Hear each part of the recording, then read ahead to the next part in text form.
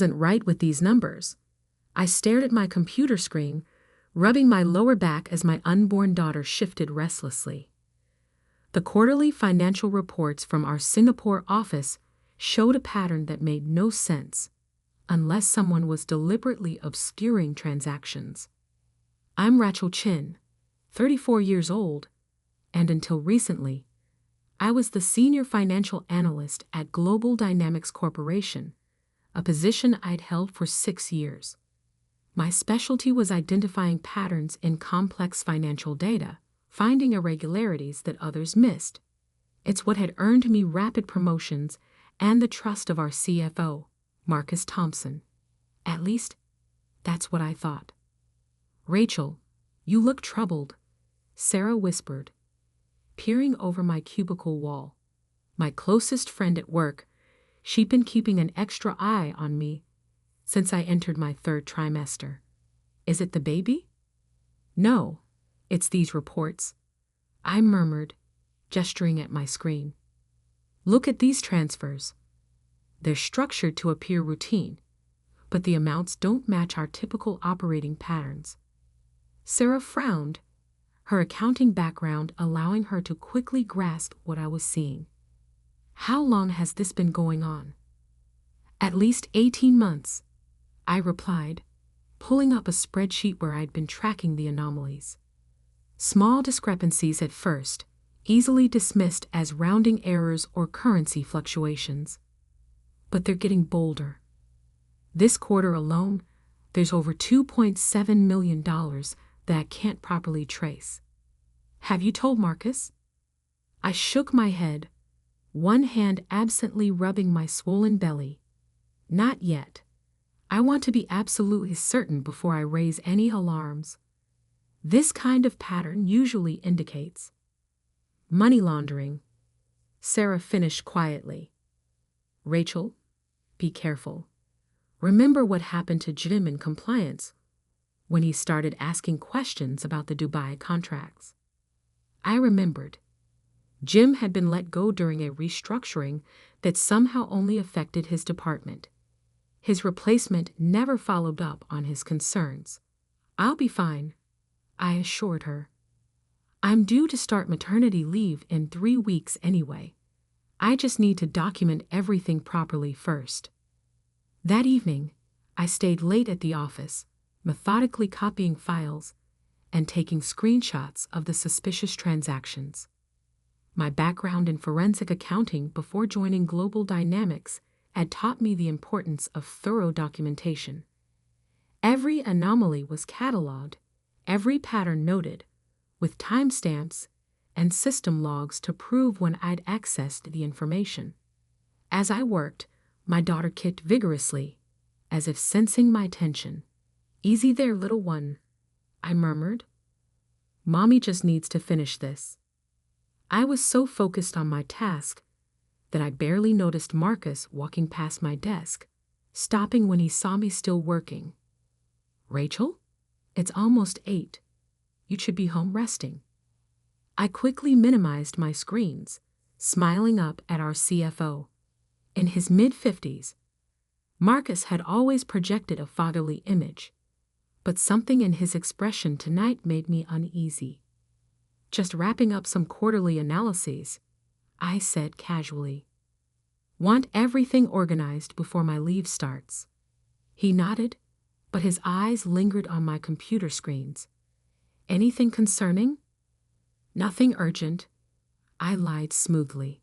"Standard variance analysis." Good, he said. "Don't stay too late. Your health needs to come first right now." After he left, I quickly finished copying the last set of files to my personal encrypted drive. Something about Marcus's appearance had triggered my instincts. Why was he still here this late? His calendar had shown him in meetings off-site all afternoon. The next morning, I couldn't shake my sense of unease. I arrived early, planning to secure one final set of records, but my computer wouldn't boot up. System maintenance, our egg help desk, told me when I called. Several terminals are affected. Should be resolved by afternoon. But when I tried to log into the financial system from Sarah's computer, my credentials were denied. "That's weird," Sarah said, watching me try again. "Want me to log in with my ID?" I started to answer, but a sharp pain cut through my lower abdomen. "Rachel?" Sarah's voice seemed to come from far away as another contraction hit. I gasped, "the baby has other plans." Everything happened quickly after that. Sarah called an ambulance while our office administrator notified my husband, James. By the time James met me at the hospital, I was already in active labor. 8 hours later, Emma Grace Chen came into the world, 3 weeks early, but perfectly healthy. In the joyful chaos of those first days with Emma, I almost forgot about the financial irregularities I'd discovered. Almost. But during late-night feedings, as I cradled my daughter, my mind kept returning to those numbers, to Marcus's odd behavior, to my mysteriously timed computer issues. I had just finished feeding Emma one morning, 18 days into my maternity leave, when my phone rang. Marcus's name appeared on the screen. "Rachel," he said, his voice professionally sympathetic. "I hope you and the baby are doing well." "We are, thank you," I replied, suddenly alert despite my exhaustion. "I'm calling because we've had to make some difficult decisions regarding departmental structure. In reviewing our operations, we've determined that your position has become redundant." The words hit me like a physical blow, but I wasn't entirely surprised. "I see," I said calmly, years of professional training keeping my voice steady. "And this couldn't wait until I returned from maternity leave." "The changes are effective immediately," Marcus continued, ignoring my question. "Given your years of service, we're offering 8 weeks severance, contingent upon signing a standard release agreement. HR will email the paperwork shortly." "What about my maternity benefits?" I asked, though I already knew the answer. "Unfortunately, those terminate with your employment, but COBRA information will be included in your packet." After Marcus hung up, I sat in the nursery rocking chair, holding Emma close as I processed what had just happened. They'd waited until I was on leave, vulnerable, exhausted from newborn care, to terminate me. They probably expected me to sign whatever they sent quickly, grateful for any severance while dealing with a new baby. They didn't know I'd spent 15 years learning how financial criminals think, how they hide their tracks, how they silence potential threats. They didn't know that every suspicious transaction, every irregularity I'd found was safely documented and stored away from company servers. Most importantly, they didn't know that 2 days before going into labor, I'd sent a detailed letter to myself via certified mail, documenting my concerns and the exact locations of my evidence. A simple lawyer's trick, establishing a paper trail and timestamp that couldn't be erased. I looked down at Emma, peacefully sleeping in my arms. "Your mommy may be sleep-deprived," I whispered, "but she's not stupid." Opening my laptop one-handed, I began composing 2 emails. The first to Lisa Martinez, my former colleague at the FBI's Financial Crimes Division. The second to Robert Chen, my brother and one of the top forensic accounting partners at Deloitte. The next few weeks would be interesting indeed. Sarah called that evening, furious about my termination. "The official story is that your role was eliminated in a restructuring," she said, her voice tight with anger. "But they've already posted a job opening that looks suspiciously like your position with a different title." "Have they?" I said mildly, making notes. "That's interesting." "Rachel, this isn't right. It has to be related to what you found in those reports. Marcus has been acting strange ever since you left. having closed-door meetings with people from the Singapore office. And this morning, they announced a systems upgrade that's limiting access to historical financial records. They're covering their tracks, I said, unsurprised. Have they announced my replacement yet? That's another thing. They're bringing in someone from Singapore, David Wong. He worked with Marcus at his previous company. I remembered seeing Wong's name on several of the suspicious transactions. Perfect, I murmured. What are you going to do? Sarah asked. Right now, I'm going to feed my daughter, I replied. But tomorrow? Tomorrow, I start showing Global Dynamics exactly what happens when you underestimate a new mother who knows where all the bodies are buried. I spent the next few days reviewing my evidence while Emma napped. The pattern was clearer now that I could see it all together. The Singapore office was being used to launder money from somewhere, likely one of our Chinese manufacturing partners. Small amounts at first, disguised as routine business transactions, but growing bolder as they went undetected. Except I had detected them, and I had proof. The severance agreement arrived by email, along with a letter formally documenting my termination due to organizational restructuring. The terms were insulting: 8 weeks' pay in exchange for waiving all claims against the company, including any rights to report suspected wrongdoing to regulatory authorities. They really should have had better lawyers review that agreement. I was feeding Emma when Robert called. "Little sister," he said, his tone serious despite the affectionate greeting. "I've reviewed everything you sent. This isn't small-time creative accounting. We're looking at systematic money laundering, potentially tens of millions. How long have you known?" "I started noticing patterns about 3 months ago," I replied, adjusting Emma as she fussed. "But I didn't have concrete proof until just before going into labor." "And they fired you as soon as you went on leave. Convenient timing." "Very," I agreed. "What do you think?" "I think," Robert said slowly, "that Global Dynamics is about to learn why it's a bad idea to mess with my sister.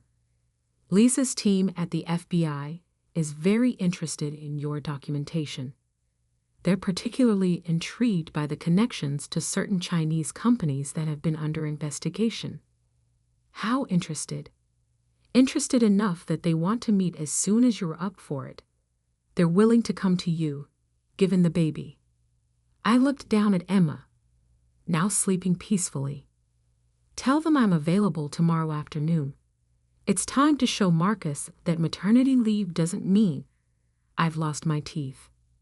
The next day, as I sat in my living room with 2 FBI financial crimes investigators and my brother, I realized that my termination might have been the best thing that could have happened. Free from corporate constraints, I could finally share everything I'd found. "The real sophistication is in how they layered the transactions," I explained, pointing to a flowchart I'd created. "See how each transfer seems legitimate in isolation. It's only when you map them all together that the pattern emerges." Special Agent Martinez nodded appreciatively. "This is detailed work, Rachel. Most people would have missed these connections. Most people didn't spend 3 years tracking money launderers in Asia," I replied. I recognized the methodology. It's similar to cases I worked on before joining Global Dynamics, which they would have known if they'd actually checked your background, Robert added with a smile.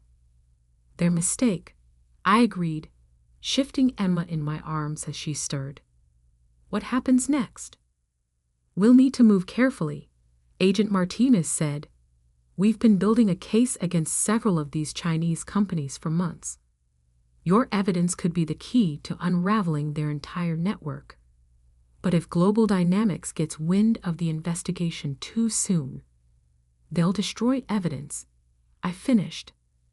"They're already trying." Sarah told me they're doing a systems upgrade that's limiting access to historical records. Classic covering of tracks, Robert muttered. We'll need to move fast. How would you like to handle this, Rachel? Agent Martinez asked. You could be a confidential informant, or we could take a more direct approach. I considered my options carefully. Part of me wanted to stay in the shadows, to let the FBI handle everything while I focused on my daughter. But another part, the part that had spent years building my career, that had worked through difficult pregnancies and morning sickness to earn my position, wanted justice. Direct approach, I decided.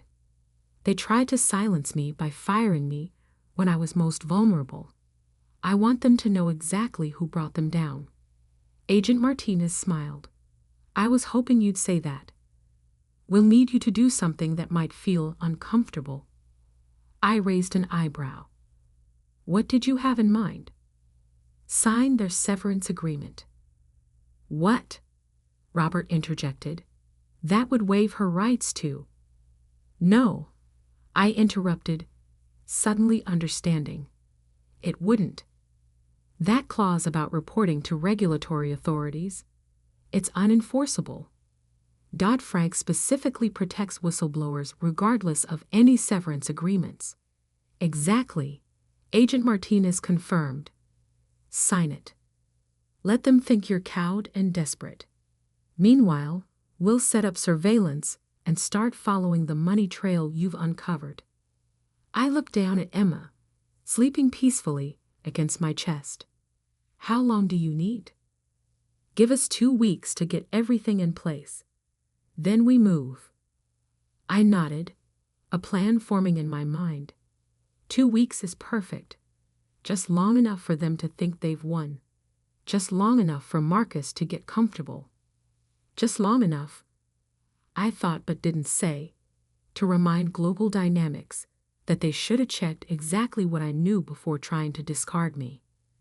That evening, I signed the severance agreement and emailed it back to HR. Then I composed one more email to Marcus himself. Thank you for the opportunity to work at Global Dynamics, I wrote, keeping my tone professional and slightly desperate. I understand that business needs change.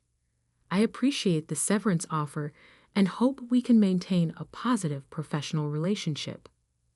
Let him think I was backing down quietly. Let him think maternal exhaustion and financial pressure had defanged me. In 2 weeks, he would learn just how wrong he was. 2 weeks passed quickly in the haze of newborn care. Emma settled into a routine, giving me precious hours between feedings to refine my documentation and coordinate with the FBI team. Sarah kept me updated on developments at Global Dynamics, each piece of news confirming that we were on the right track. They're rushing through the system upgrades, she texted one evening. It is working overtime to migrate financial records.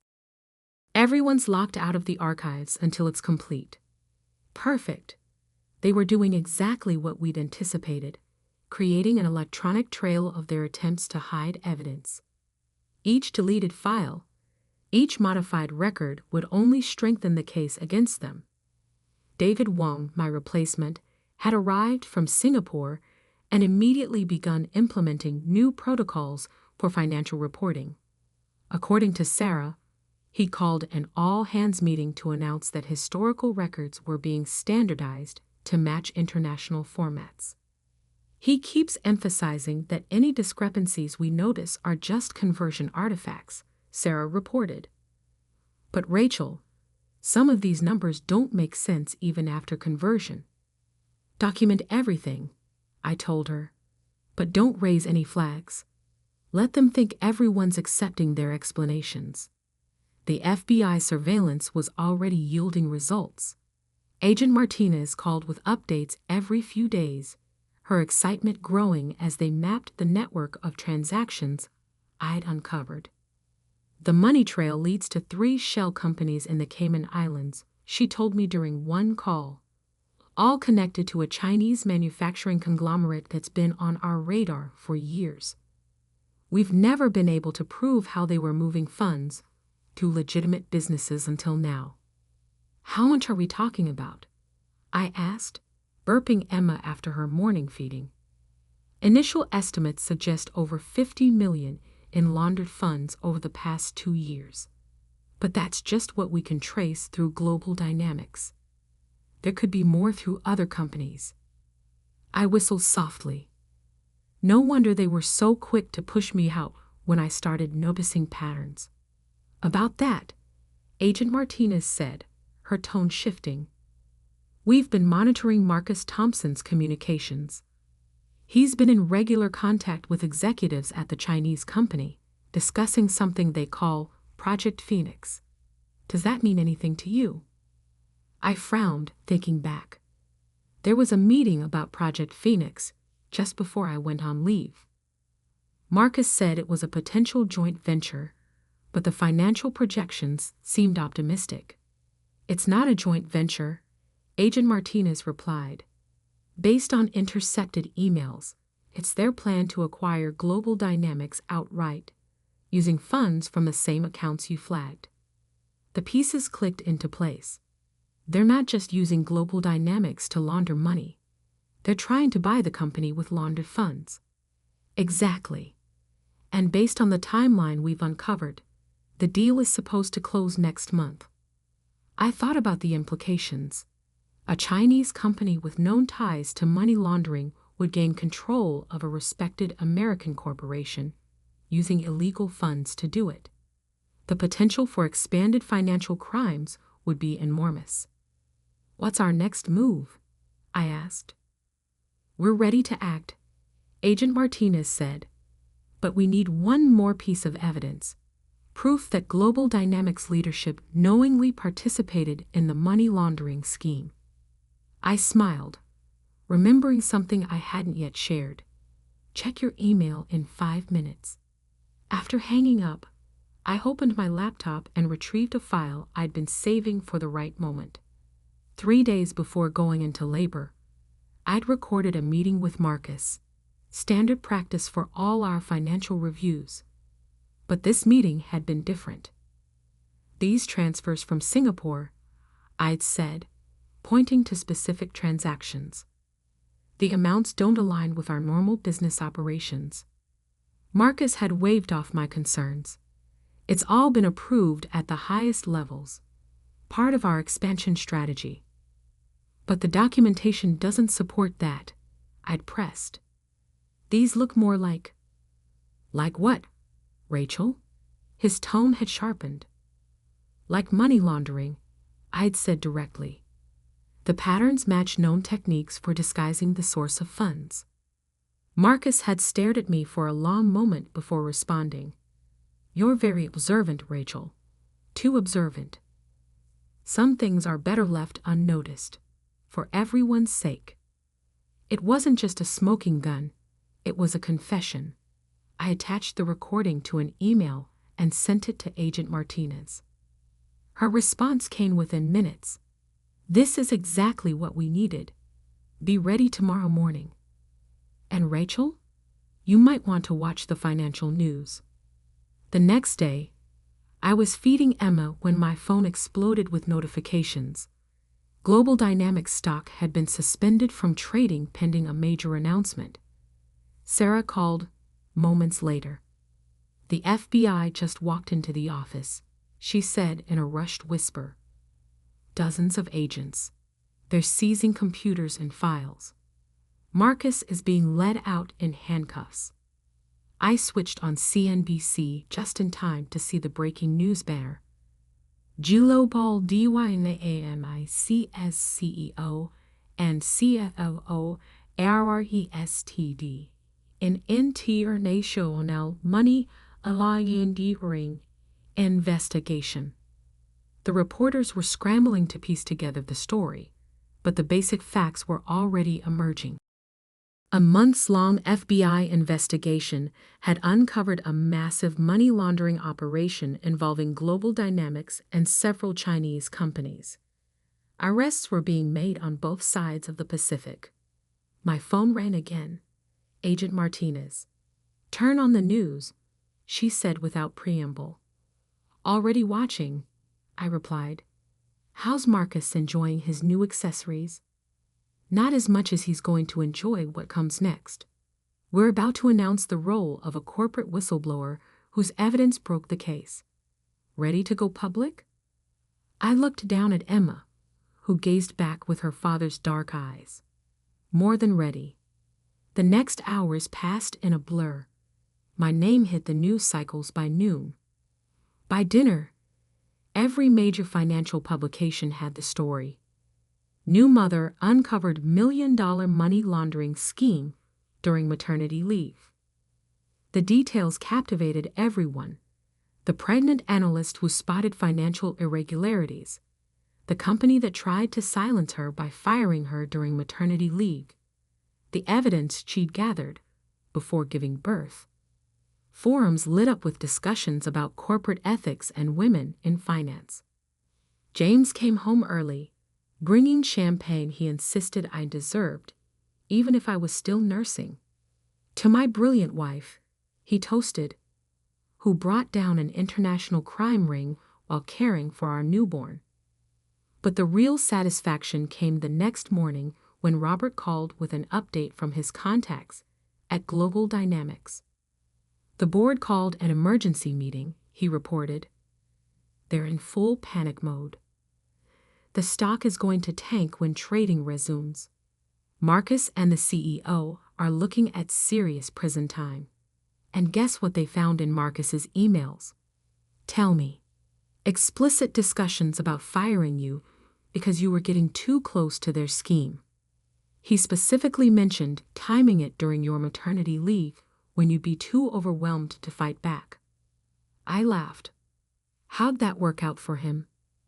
Not great, especially since those emails make it a clear case of wrongful termination and pregnancy discrimination on top of everything else. The board wants to settle. They're offering full reinstatement, back pay, accelerated stock options, and a promotion to VP of Financial Compliance. Not interested, I said immediately. I have other plans. Those plans had begun taking shape during my late-night feedings with Emma. The FBI cases had reminded me how much I'd enjoyed forensic accounting, tracking down financial criminals, bringing justice to sophisticated fraud schemes. Actually, I said to Robert, I've been thinking about starting my own firm, specializing in forensic accounting and fraud detection. Think Deloitte might be interested in a partnership. Are you kidding? After this case? Every major firm in the country will be calling you. He was right. By the end of the week, I had meetings scheduled with 3 of the Big 4 accounting firms, all interested in establishing forensic accounting partnerships. The SEC had reached out about consulting on complex fraud investigations, and 2 universities wanted me to guest lecture on financial crimes detection. But the most satisfying call came from Lisa at the FBI. The U.S. Attorney's Office wants to talk to you, she said, about testifying against Marcus and the others. When? Next month. They're particularly interested in how you identified the money laundering patterns. And Rachel? They're very aware that you did most of this work while preparing for maternity leave. I smiled, watching Emma sleep in her bassinet beside my desk. Tell them I'm happy to help. I'll just need breaks for feeding the baby. Of course, Lisa laughed. We wouldn't want your daughter to miss watching her mother take down an international crime ring. The headlines continued for weeks. Global Dynamics stock plummeted when trading resumed. The Chinese company's executives were arrested in Hong Kong. David Wong was caught trying to flee to Malaysia with a hard drive full of incriminating documents. Marcus and the CEO were looking at decades in federal prison for money laundering, securities fraud, and conspiracy. The evidence I'd gathered, combined with the FBI's broader investigation had created an airtight case. Sarah called one evening, still processing everything that had happened. "The office is chaos," she reported. "Internal auditors everywhere, external investigators combing through every transaction. And you know what's crazy? They found even more suspicious patterns once they started really looking. This thing is bigger than anyone realized." "How's morale?" I asked, genuinely curious about my former colleagues. "Mixed. Some people are scared about their jobs. Others are angry they were deceived. But mostly, people keep talking about you. How you figured it all out while you were pregnant. How you gathered evidence even when you were about to give birth. You're like a legend now." I laughed. "Hardly. I just did my job." "While creating new life," Sarah insisted. "It's inspiring, Rachel. You showed everyone that becoming a mother doesn't make you less capable. If anything, it made you more formidable." Looking down at Emma, peacefully nursing as I reviewed case documents for the prosecution, I had to agree. Motherhood hadn't weakened me. It had made me fiercer, more determined to fight for what was right. 3 months after my terminated maternity leave, I sat in my new office, Emma asleep in a bassinet beside me. The wall held my framed FBI commendation and news articles about the case. My desk displayed a photo of Emma, wearing a onesie Sarah had given her. My mom fights financial crime. My phone buzzed with a text from Agent Martinez. "Marcus took a plea deal. 15 years minimum. Sending you the press release before it goes public." I smiled, remembering his dismissive tone during that termination call. He thought firing me during maternity leave would silence me, that a new mother would be too overwhelmed to fight back. He'd never considered that becoming a mother would make me fight harder. My new consulting firm was thriving, with a growing list of clients seeking fraud detection expertise. I'd hired Sarah away from Global Dynamics to be my operations director, and we were building a team of analysts who shared our passion for uncovering financial crimes. Best of all, I set my own schedule, allowing me to balance complex investigations with Emma's needs. The bassinet in my office raised some eyebrows at first, but my results spoke for themselves. If anything, having Emma nearby sharpened my focus.